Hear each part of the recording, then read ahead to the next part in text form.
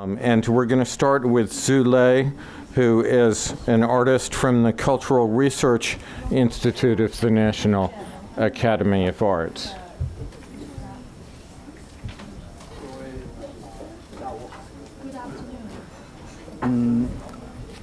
昨天我们去旧金山去参观，这使我想到呢，我今年1月份我到美国来，我在纽约做一个个展，我碰到一个收藏家，他给我看了一批收藏品，就跟咱们旧金山是有关系。我们都知道，在1915年的时候，这个中国参加了这个旧金山的世界博览会。 其中有一组作品呢，是由当时上海的一个教会，领导了一些孤儿，中国的孤儿，仿做了中国的塔，一共有85个。这批塔呢，在展览完了之后就留在了美国，这是中国参加1915年时候的旧金。 Those pagoda became part of the exhibition. So at the collector's invitation, I saw those 85 pagodas. Now today, the World Expo is in Shanghai. These pagodas have more meaning. Like yesterday, I came to San Francisco. I recalled that reminded me of that event 100 years ago. Our conference is on cultural exchange.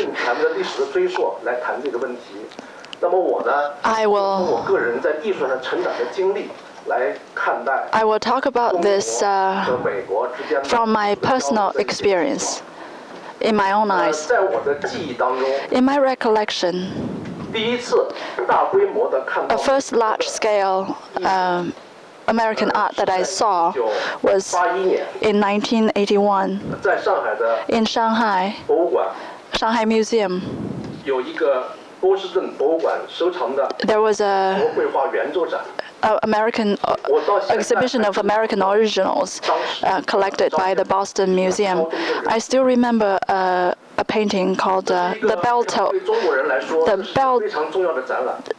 The person who tolls the bell. After 30 years of closeness, China opened up, and that provided an opportunity to see culture overseas. Those 70 pieces of work, were not selected for modernism.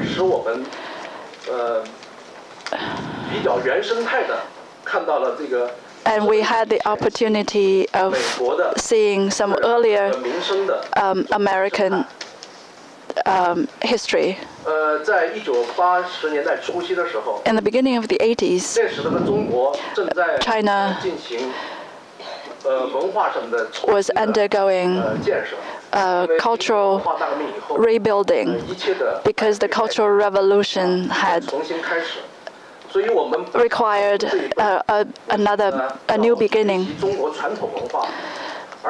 So we not only had to learn Chinese ancient traditional art, but also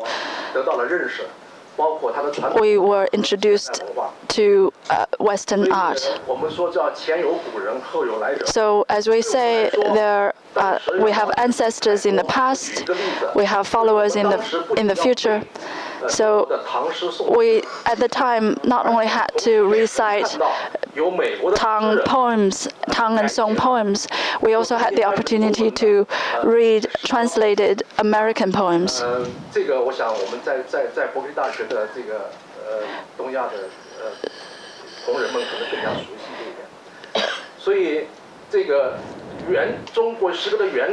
So Chinese poems, ancient Chinese poems, and the translated American work, we were introduced to both at the same time. To me, American art has a straightforwardness.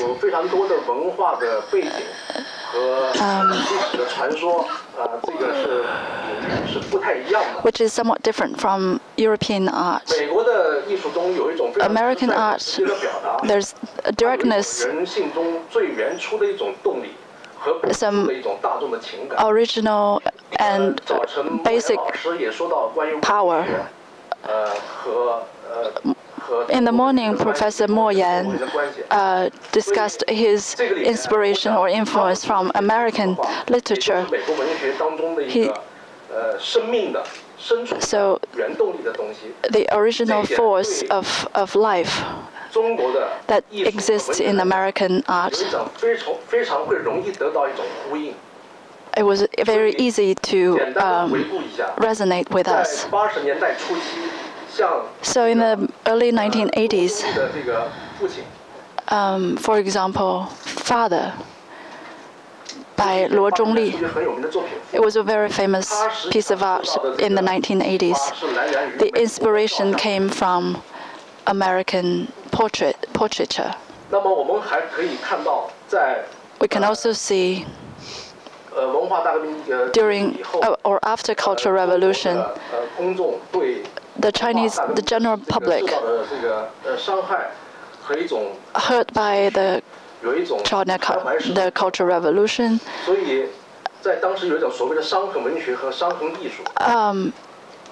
had a period of injured art. For example, this one, it shows a sentiment at the time. The inspiration came from this.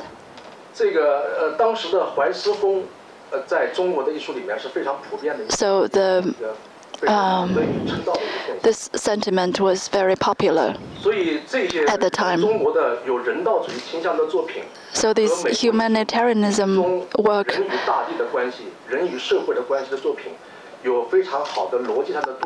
has echoed very well with the connection between man and the earth that's in American art.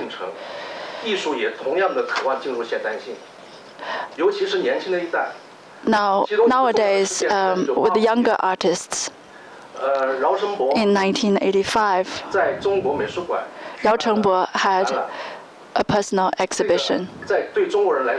To Chinese people or young Chinese artists, this was a groundbreaking.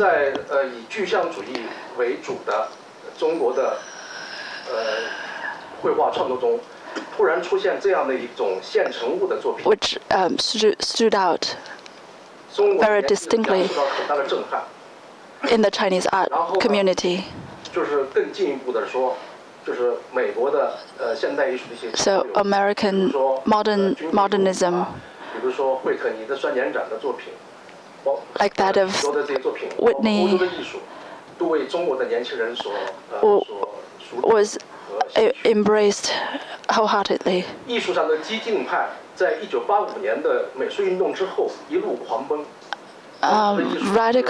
Radicalism in art developed very fast after 1985.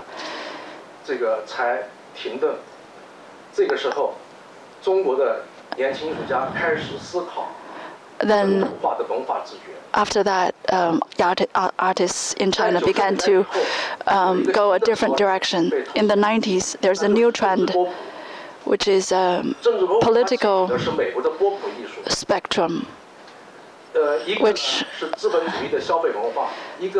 capitalism, consumerism.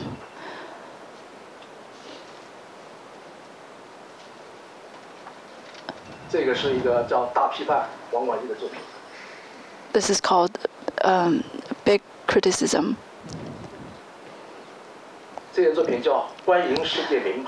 This is Welcome All the World Famous Brands,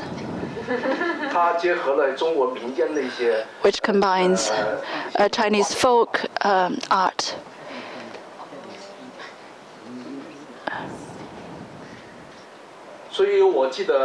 So I remember around this time, McDonald's was spreading in China. So globalization began to occur in China. In contemporary art in China, there were several junctions that had lots of connection with American culture. It made me reflect the positive and negative of such phenomena. In my observation, in all countries, America has the greatest Chinese art resources.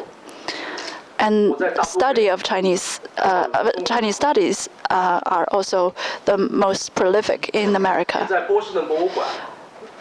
I saw this in the Boston Museum.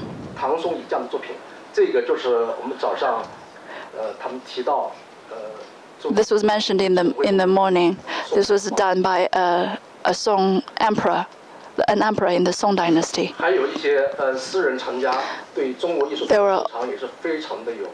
There is a large collection of Chinese art here too.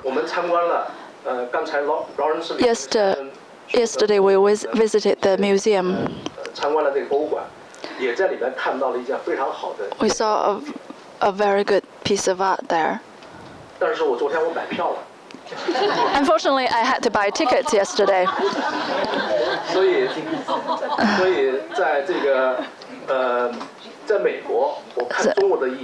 So in America, when I see Chinese arts, I can no longer distinguish whether I'm at home or in a foreign country. The pluralism in American culture means that there is diversity of arts here.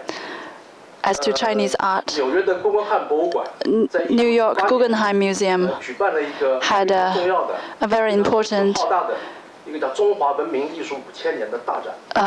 show called 5,000 Years of Civilization, Chinese culture.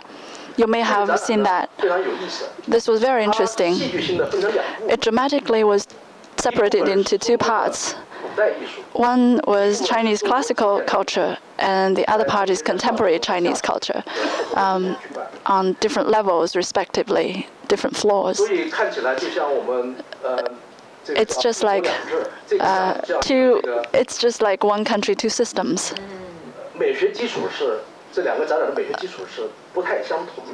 These two parts had different aesthetic foundations. The modern and contemporary, especially after the founding of New China, socialism arts showed a window to the Chinese contemporary history for American audience.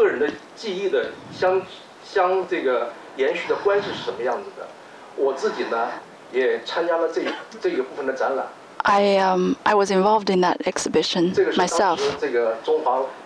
This was part of that contemporary part of the exhibition. And this was my work shown there.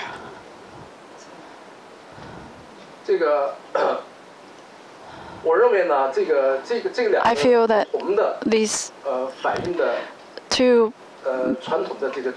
traditions, they're very interesting. The contemporary Chinese art carries not only the communist, socialist art and its evolution, but it also carries longer traditions.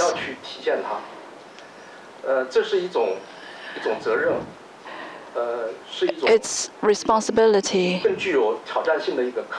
and it's challenging. Especially in recent times, in the U.S., the perception of Chinese art,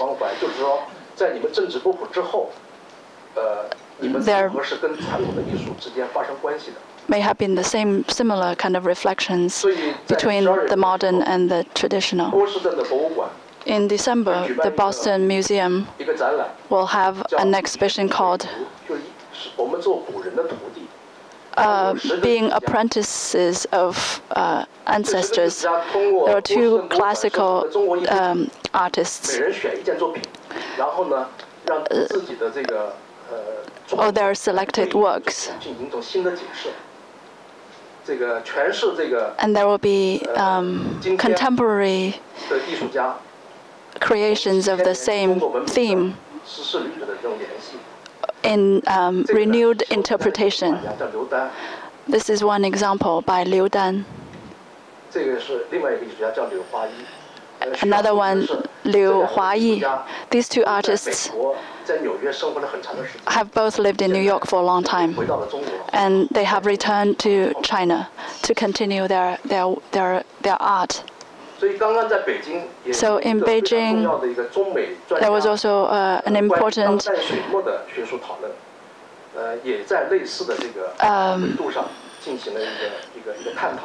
there was a discussion on modern ink paintings, and in the Metropolitan, there will also be a Chinese watercolor painting exhibition. So all of these are showing that we have new demands for cultural exchange. Globalization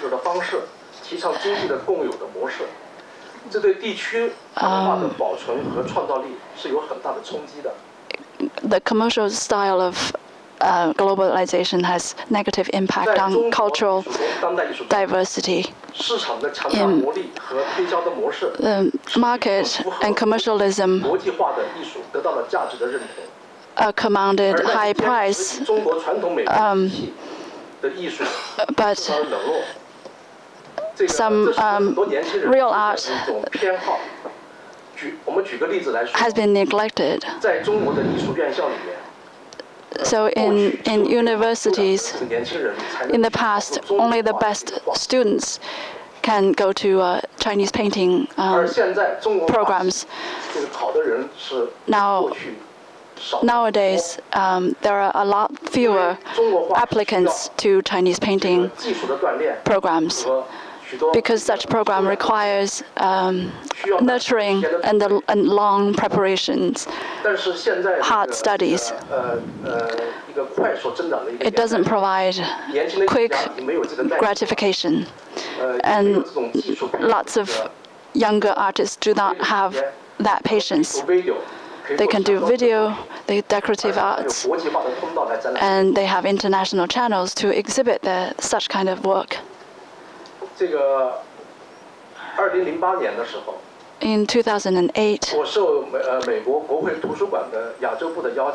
at the invitation of American National Library, I made a lecture of the revival of tradition. I talked about the challenges facing traditions. So, in that, as said, well, in tradition there is experience. And nowadays, artists, the arts, don't require the audience to think. They want something that's apparent.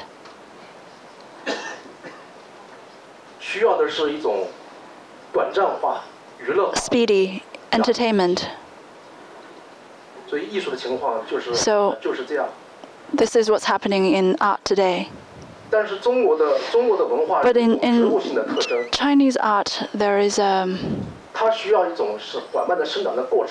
it requires organic growth. It requires the audience to experience. It requires a state of mind and deep appreciation. So I think American culture in art has a sense of evolution. It keeps going forward. Whereas in Chinese art, there is something different.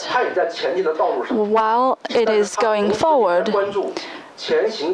it keeps looking in the rear view mirror as well. That history is part of the motivation for going forward.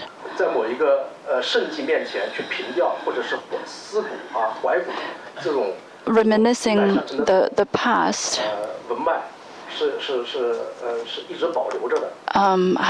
is part of the tradition.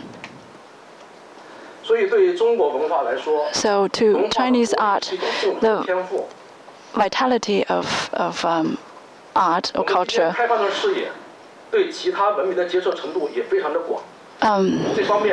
we are quite open to cultures, to other cultures, because all of them complement each other.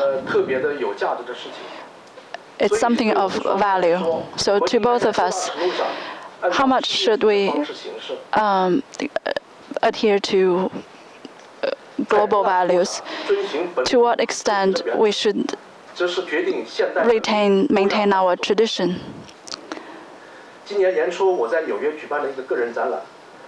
Beginning of this year, I had an exhibition in New York. The theme was secret connections. That was 465. So lastly, I'd like to just show quickly my work at the time.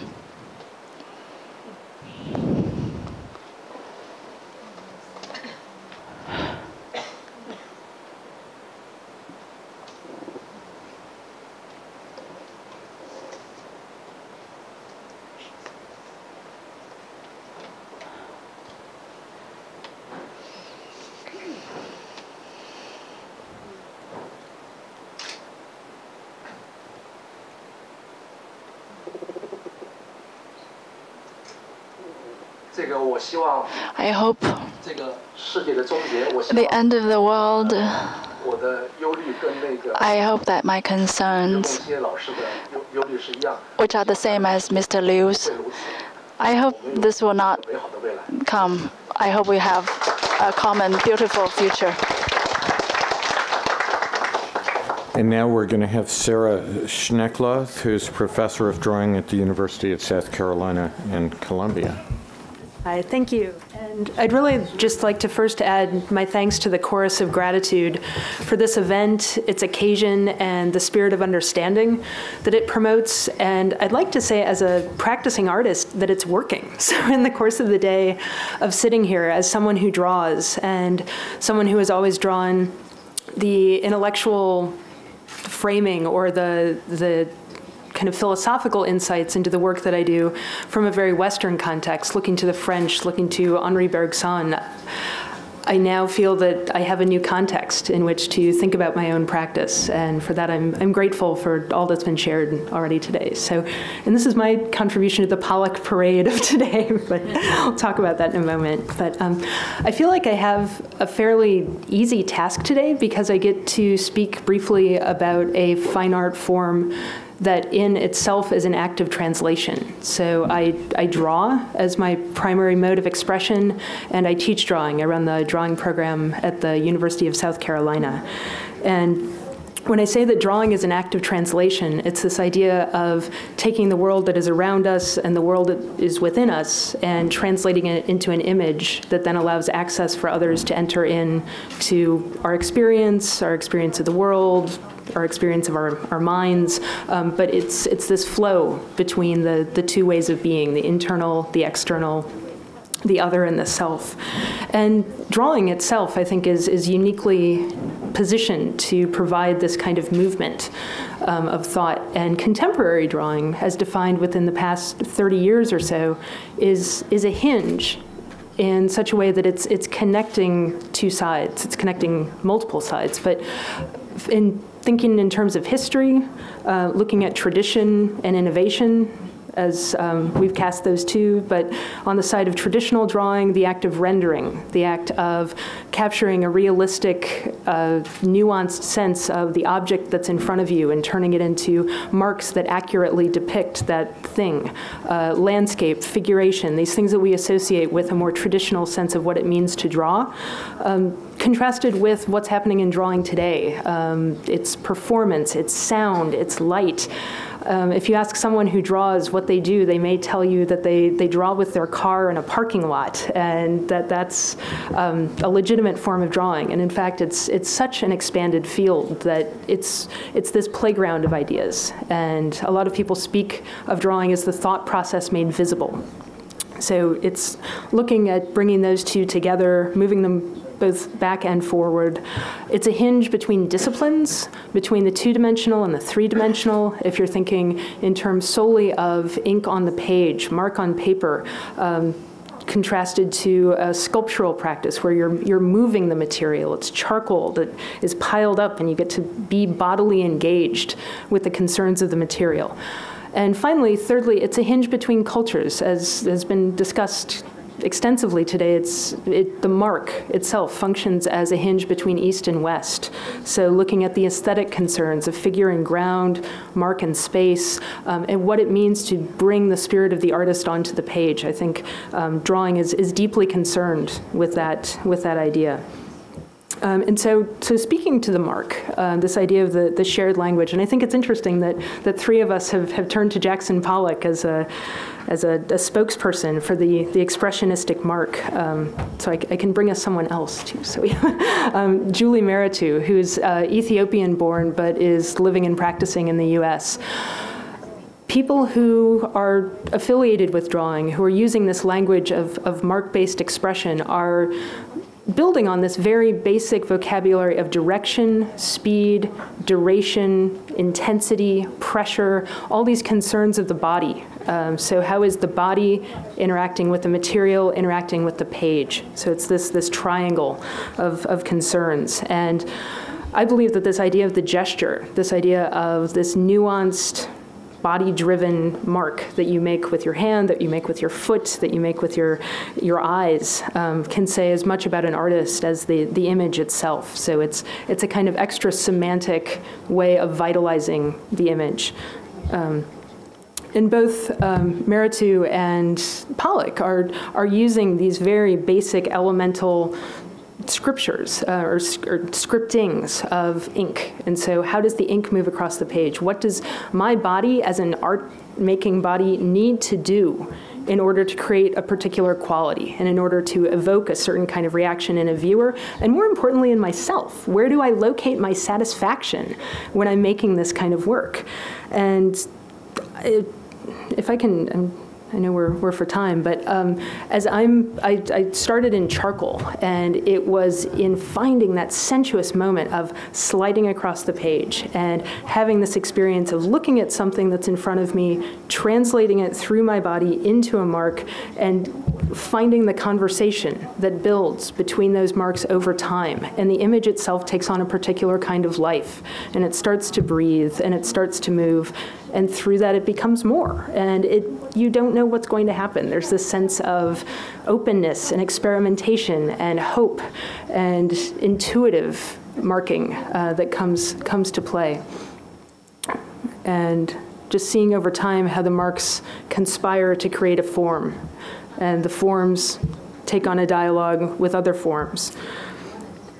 And in this, I feel we can find ourselves within this mark. There was a discussion earlier, I believe it was Yudan was speaking to the sense of finding the individual through the act of making. And I find the students that I work with are drawn to drawing. They're pulled to drawing, they're attracted to drawing because they have this hunger, first to identify who they are. They want to find themselves, and drawing gives them an avenue for self-discovery and self-expression. They want to understand the world that they live in, how they're interconnected, and drawing and being part of this larger dialogue of drawing helps them understand each other. And there's also a hunger for craft, We're living in this age that's increasingly mediated by our devices. And I was chatting in the audience earlier to Kansas, and we were talking about blind contour drawing, where the artist doesn't even think about what's on the page. He or she is just focused on the subject. And it's this gentle meandering of the eye over the surface of what you observe, and then you are recording the experience of seeing onto the page. And the first time I teach that to students, they're like, we have to do this for an hour? That's impossible. No.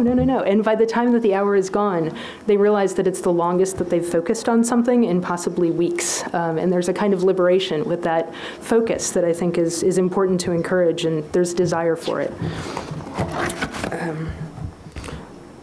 So I can speak a little bit more to my work and my practice, and just how this idea of contemporary drawing functioning as the space of ideas where multiple forms of practice can come and play together. They can inhabit a space. And what I do is typically term biomorphic abstraction. So it's pulling from various biological sources. So not strictly observed, but inspired by senses of the body. So musculature, organs, tissues, glands, these things that are inside us that we can't necessarily see, but that we know are there. And what I do is, part of my practice is I imagine an emotional state. So a state of loss or a state of grief or a state of ecstasy and excitement, and translate that into a mark, and start with a gesture and build a form on top of the gesture, and then put these forms together in what you could call an anatomy of experience. And people often see themselves reflected in these marks, reflected in the forms, and then engage in a practice of drawing where it's recursive. They're drawings of drawings as a way to understand the process a little bit better. In my own process, why am I making these things? Why am I compelled to make these marks? I look for systems, I look for lines, I look for moments of connection within a piece, and then try to expand them, try to pull them out into larger systems, larger structures that, again, people can possibly see something in.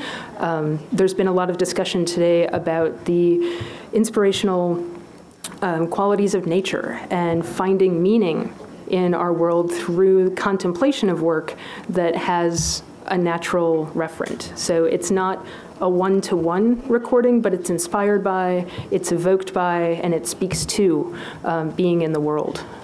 I've moved into cut paper, so I'm doing a lot more three-dimensional work. I was kind of saying to myself, how can I animate this more? How can I bring pieces, figures more to life? So I'll do, for this piece, it's approximately 15 feet tall, 30 feet long, and started with just these small examinations of tide pools and the kinds of microorganisms you would find within oceanside tidal structures, and just being amazed, and that is not me, but it's what people do when they look at these tide pools, and finding this sense of wonder and curiosity and desire to touch and to be involved. And it's also communal. So you'll often go to an ocean front and you'll see people that will be focused and invested and lost in these small micro worlds that in fact mirror the larger world that we live in of connection.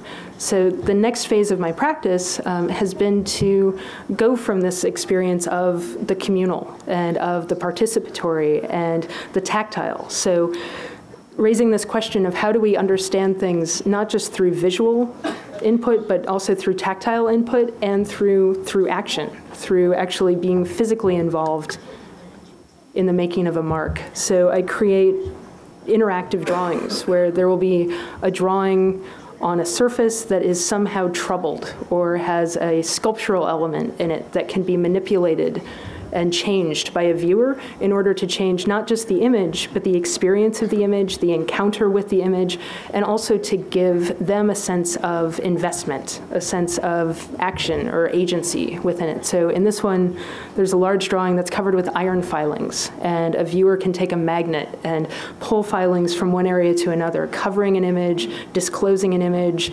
creating big piles, spelling out dirty words. People have done all sorts of things, but they are involved. There is a sense of activity and engagement within the surface. And this is the surface that I drew to begin.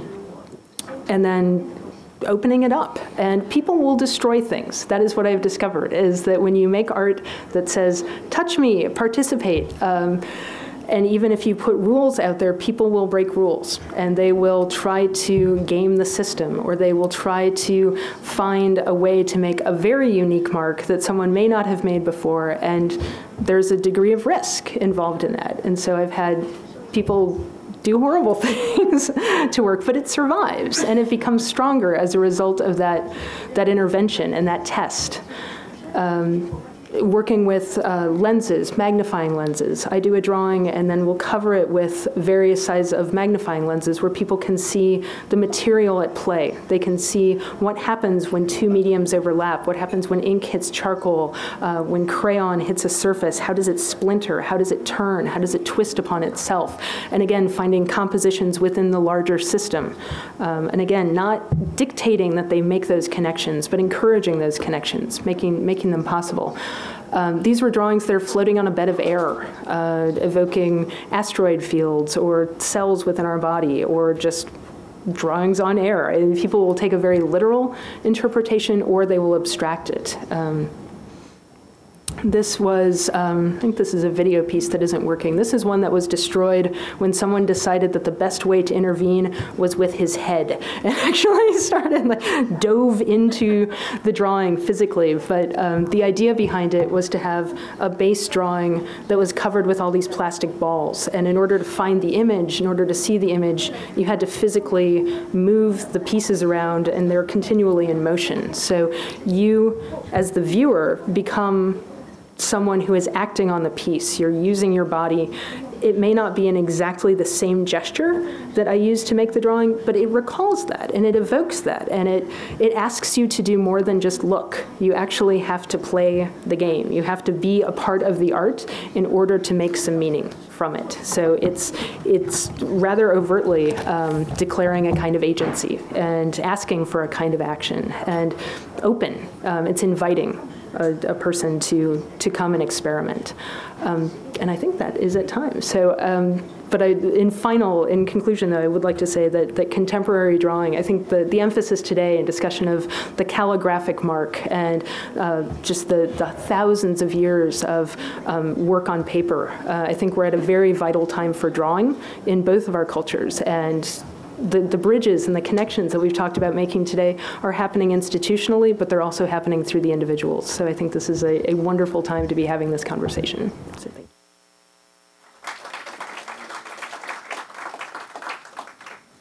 And our final speaker is Billy Chien of Todd Williams Billy Chien Architects. Okay, I'm going to say a few words, and then I'm going to show 3 projects, and then just finish off. I am an American-born Chinese, otherwise known as ABC, first generation. A few years ago, I picked up a novel by a writer named Gish Zhen called Typical American. This is the story of a Chinese-American teenager coming of age in an American suburb. As I read the book, I thought, oh my God, that's me, that's my life. I had the same semi-artistic, rebellious boyfriend. I went with my best friend to the Jewish youth group dances, thinking that I would blend in with the only other quasi-minority living in the suburbs. And when I had done something that really made my parents very, very, very angry with me, my dad would say to me, "You act just like a typical American." But I wasn't really a typical American. I often say that culturally I'm 100% American, and psychologically I'm 100% Chinese. This means that I keep much of my feelings inside. When I get angry, I'm quiet. The angrier I am, the quieter I am. Todd Williams, my husband and partner in architecture, says that I put up the Great Wall of Silence. And like the Great Wall of China, he says it can last 1,000 years. and you can probably see it from the moon. So for me, what is held inside is equally, if not more important, than what is expressed on the outside. As an architect, I believe that a huge part of the power of architecture lies on the inside. This is what touches people, what comforts them, and what makes memories. The interior has an emotional power that seldom can be matched by the exterior. Think of the space that was special to you as a child, just before the lights were turned off in your room at night. Think of the first time, if you've done this, walked into the Pantheon and looked up and saw the sky. This is one of the most powerful architectural experiences in the world, but the outside of the building is mute. Vitruvius said that good buildings balance and satisfy three criteria: firmness, commodity, and delight. These attributes focus on how one experiences the space, not on how it appears. Too often today, both in the West and now in the East, architecture is judged from the outside. It is a commodity, a powerful image, and a way of branding. But great architecture will take us on a quiet and slower journey inside the building, inside ourselves, to that immeasurable place that is not the perception, but the experience of that place, and it is a private place. So this is a small, tiny museum in Manhattan. It's called the American Folk Art Museum. It's actually next to the Museum of Modern Art, but it's a very, very small museum that shows art that's made by untrained artists. And the facade actually is a very, very solid facade. Although it's very sculpted, it doesn't necessarily reveal what's immediately inside. We tried to use very humble materials, so it's concrete and fiberglass, because the art itself comes from very humble roots. Some of the art is made to be used, like these weather vanes, and there's a big opening at the top that brings light down through the center. This is a close-up of the facade. It was cast in an art foundry. This is a swimming pool in Michigan. It's a very, once again, quiet building. On the outside, it's brick, and there are very, very tall wooden shutters in the windows. These shutters open hydraulically, and then when you're inside, two large openings in the roof have hatches which slide back and open directly to the sky. So when you're swimming, it's a very powerful and sensual experience. It's not one that you realize from the outside, but it's something that you find when you take the time to go inside.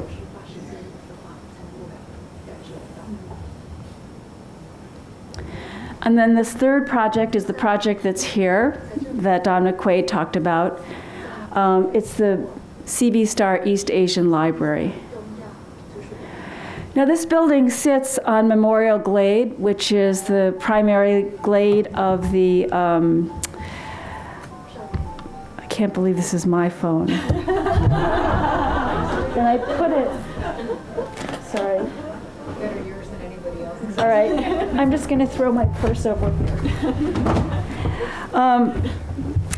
It sits opposite the Doe Memorial Library, which is the primary library of the Berkeley campus, and is a neoclassical building. And we wanted to make a building that had a response to the solidity of all of the buildings on this campus, but at the same time said, this is a building of East Asian literature. And so, as Don described, we decided to use this idea of a screen. And once again, it's the screen that says, I'm here, I'm present, but you don't necessarily know me. When you walk inside, I think everyone who does is surprised because although it's very solid from the inside, it's actually, from the outside rather, it's very open from the inside. And you feel a sense of light and connection to the outdoors that isn't necessarily apparent when you see it from the facade, when you see it from the glade. And there's a kind of mysterious place where the light comes in. It's a skylight because we wanted to wash the upper floors with natural light. And that light actually moves all the way down to the lowest level, the levels that are below grade, so that, as Don said, we describe it as a solid box that is cut open with light. When I was young, I wanted to belong. But as I grew older, I realized that I liked being a mix of two cultures.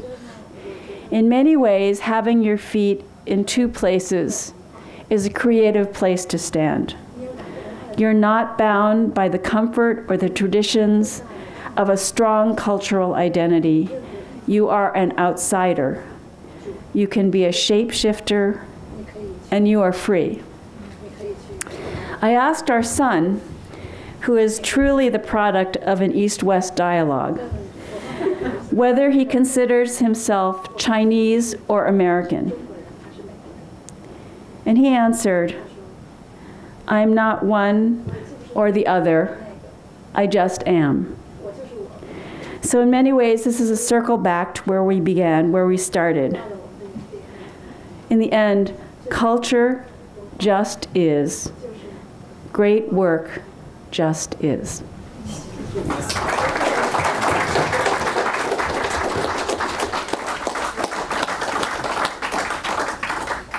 And if all the people who spoke can come up to the stage, and we can have 10 or 15 minutes of questions, even 20 minutes of questions, depending on how lively it gets. So Dawn and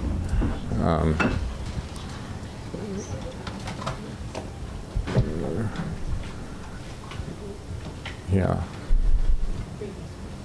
And does anyone have any questions? Yeah, here, Lawrence, you disappeared. I might have to disappear again. Yeah. Questions?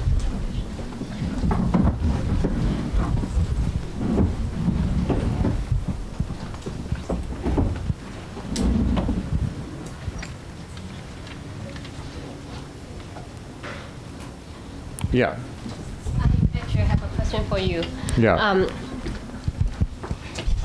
I think you mentioned that the modernist abstract art in the West, there can be an argument made that it somehow is influenced by Eastern art. Yeah. Would you explicate on that? And is there, because in my mind, most arguments made about the creation of modernist art is the internal energy from Western art itself.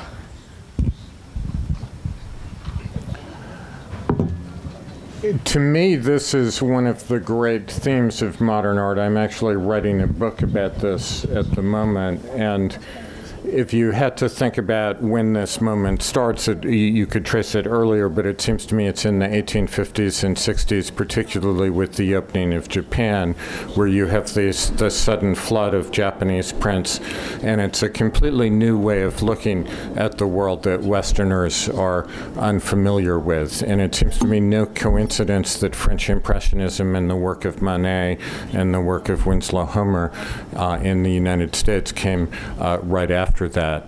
I also think there's a strong argument that people like Jackson Pollock and Franz Klein were interested in Chinese and Japanese calligraphy. For various reasons, I think this has been somewhat covered up. If you read someone like William Rubin, who was curator at the Museum of Modern Art, writing about Jackson Pollock, he's very hostile to the idea that any influence other than Picasso could have been an influence on Jackson Pollock, because basically, well, he basically felt that if you had to step outside the doors of the Museum of Modern Art, that it's not art anymore, and you can't consider it.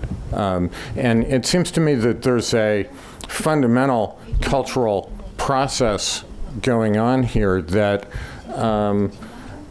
for one thing, I think Oriental art really did have sort of visual techniques that were unfamiliar to Western artists and were exciting. But also it seems to me, I think that one of the fundamental things about being modern is that you realize that there's not just one way of looking at the world, but there are different ways of looking at the world. And I think that, and I think that this is something that, as we move into a global world, I think what's interesting about a global world is that we're all sort of instantly interconnected with each other, but at the same time, I think we need to come to terms with cultural difference and to see that as something not to be hostile to, but that it's something that is stimulating and enriching, and not just to try to assume that it isn't there, that we all think in the same way, because we don't think in the same way. So, I mean, I do think this is one of the great themes of modern art that has not gotten the attention it deserves. And certainly in American art, if you think of the really great American art, you know, the paintings of Winslow Homer, the architecture of Frank Lloyd Wright, the poetry of Ezra Pound, it all comes out of Oriental art is probably the major influence. There are other influences, but so I think that this is really a big theme, and I think one of the hopes of a conference like this is that we can be more sensitive to this as an issue. I really, I mean, I frankly think that modernism, there are other things about modern society that sort of triggered modern art, but I think if you think of the aesthetic form of modern art, it was hugely influenced by this contact with China and Japan. I just mentioned that Jacqueline Bass, the former director of the Berkeley Art Museum, has written a number of books. One in particular, I think it's called Smile of the Buddha, which looks at influences of particularly Buddhist art from China and Japan on Western art from the late 19th century through the present. One of her most interesting explorations is into the Buddhist influences on the work of Marcel Duchamp, whose work we saw earlier, the Mona Lisa with the mustache. It's little known that his very famous, in fact infamous piece, the urinal, he originally called Buddha of the Bathroom. So for what that's worth. I might just, in a as nice another way. Footnote, another figure, Yves Klein, it turns out, was originally interested in judo and then only afterwards became an artist. But I mean, I think that there are all these surprising intersections, not only with art influences, but with influences that come from religion or martial arts or, you know, other forms of expression. Let me just add, when was it, last year? Maybe there was a big exhibit at the Guggenheim, the name of which escapes me, but it was about the influence of Asian art on American art from 1850 to 1950, focusing mainly on Zen Buddhism, but there is certainly a recognition of this. And supported, may I say, largely by the NEH, I am glad to say, this exhibition. I had a question, if nobody else has a question. I wanted to ask Shuli, it's very easy, I think, for people to look at early Chinese art and appreciate a sense of beauty. Then, and today I learned that so much of the tradition is based on landscape and working with landscape.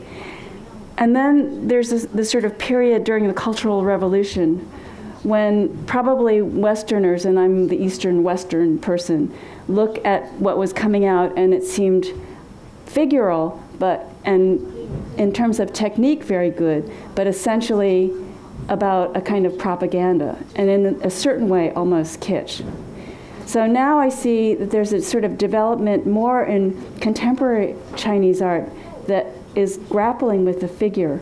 And I saw in your work that you're grappling with the figure. And do you think that whether it's the human figure or the animal figure, do you think that is an issue in people working now, working much more with the figure than working with the landscape? Is that question too long?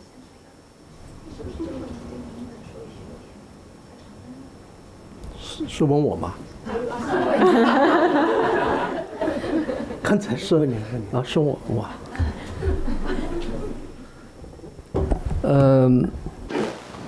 可能不知道翻译的这个。I don't know if I don't quite get the question that you want to ask. Can you please summarize? 可能是我的问题有点太长了。When we look at ancient art and look at the power of landscape, it seems very abstract. Then later, when we look at art during the Cultural Revolution, which was about figures, human figures, it seemed, in a way, very much to westernize, like a kind of propaganda. But now I see in contemporary art, there's a lot of work with figures, and I'm wondering whether this is an important aspect of contemporary Chinese art, working now with a figure.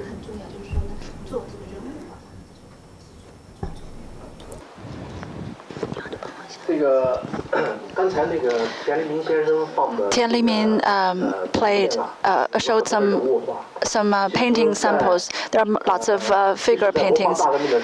Even during Cultural Revolution, there were painting and flower and birds paintings. Except there on those paintings, in those paintings, there will be light poles on the mountains. I used to not approve this kind of violation to nature, but one year I went to Fuchun River. I did see these light poles. I thought at the time, because I had seen these paintings, I felt that these light poles, perhaps they had become part of nature. They have their special kind of beauty. So, in terms of figure painting in contemporary art, there's one reason, which has to do with basic art education in China. For example, in our college entrance exam, the subjects being tested would be testing on figure painting. So that training in art institutions is a basic skill. In contemporary art works, I noticed that phenomenon as well. Lots of artists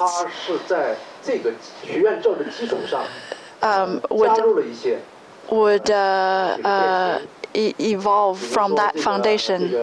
They vary from, for example, their exaggerated expressions. For example, there is Zheng Xiaogang, which a famous artist, contemporary artist today. He paints family portraits. So in China, these figure paintings in modern times, because of because of reflection of human lives, it's an important form of expression. What's different from the past? In the past, it was more of a natural observation. Now it's more the connection between man and nature.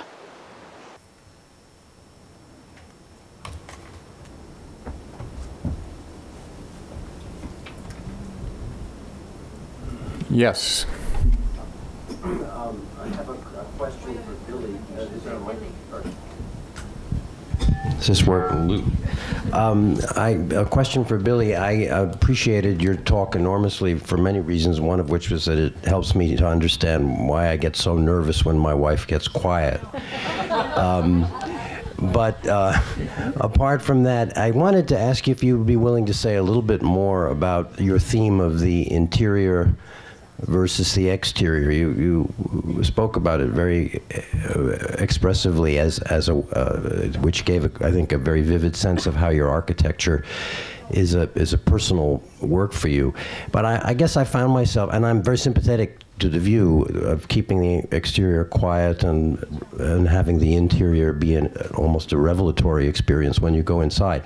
But on the other hand, the exterior is, after all, what most buildings say to the public as they walk by, and they constitute, as a composite, I mean, they, in the aggregate, they make some kind of collective statement to the world as well. And so I just wondered if you could say a little bit more about how you think about what the outside of the building should be, how it should be experienced by people who don't come inside very much.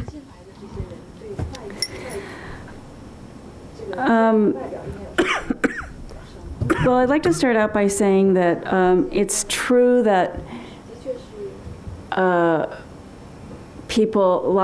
you can't go into every building. But it's also true that when you do use a building, 90% of the time you're inside the building. So that's why the interior experience is so important to me. When we come to a project and try to decide, what is the exterior face of the building, we do two things. One is we really try to understand the place and the site and understand its constraints. So here at Berkeley, we thought about this building, the East Asian Library, in relation to the neoclassical buildings around it. So we knew that we couldn't do, and it's probably not our style anyway, something that was so divorced from the fabric of the campus that it tore a chunk out of the fabric. And then the next thing, so we thought about the relationship. So you both want to make a connection to the relationship, but of course, as a kind of an architect, you want to make a statement that says, we were here. You don't want to be invisible. The second thing we do is then we always go inside, and we design the building from the inside, and then we go back to the outside using the sort of observations we made in the beginning about the context and what's around it. Ours is a particular kind of work, and I'm not saying all work should be that. I'm saying that it is the kind of work that we produce. One of the things that I do think that I see in a lot of contemporary architecture today is that it's so much based on the outside. And that's very true, I think, in China, and I think it's very true, we're doing work in India as well. So you see buildings that are conceived in another place, about another place, somehow set down in, in Beijing or in Mumbai. And when you look at them, you feel they have no connection to the place that they're in. And then actually when you go inside them, they're incredibly banal. So I'm really looking for work that has a kind of richness and a connectedness both on the inside and the outside. Mm-hmm.